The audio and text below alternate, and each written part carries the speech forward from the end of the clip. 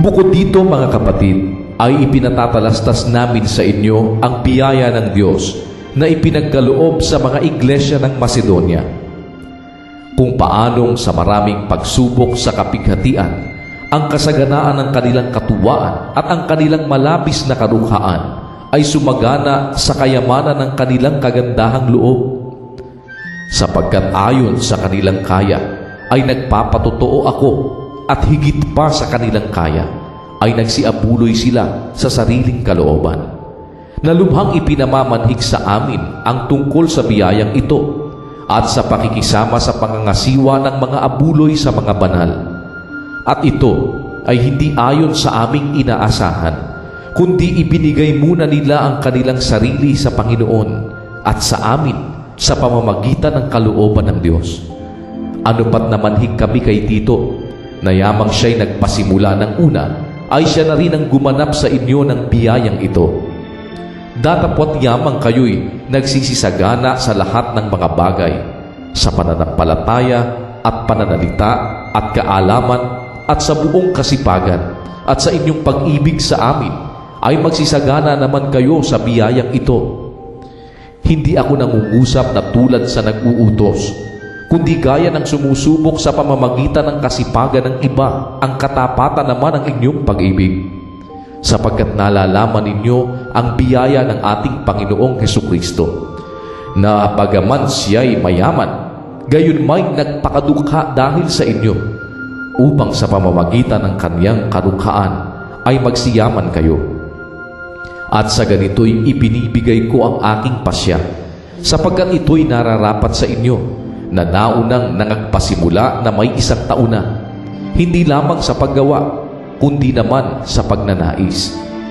Datapwat ngayoy tapusin din naman ninyo ang paggawa, upang kung paanong nagkaroon ng sikap ng pagnanais, ay gayon din namang magkaroon ng pagkatapos ayon sa inyong kaya.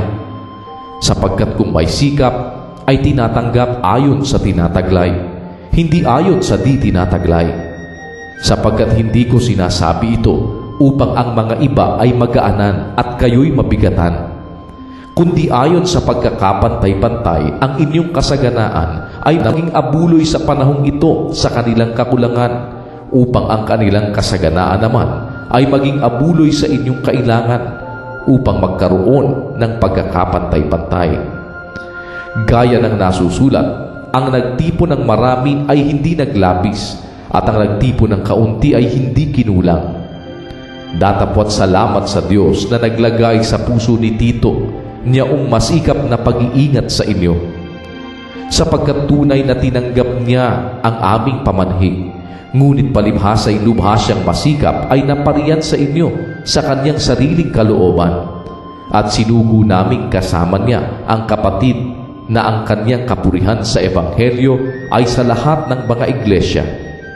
At hindi lamang gayon, kundi siya naman ang inihalal ng mga iglesia na maglakbay na kasama namin tungkol sa biyayang ito, na pinangangasiwaan namin sa ikaluluwalhati ng Panginoon, at upang ipamalas ang aming sikap, na iniilagan ito, na sino may huwag kaming sisihin tungkol sa abuloy na ito na aming pinangangasiwaan, sapagkat iniisip namin ang mga bagay na kapuri-puri, hindi lamang sa paningin ng Panginoon, kundi naman sa paningin ng mga tao.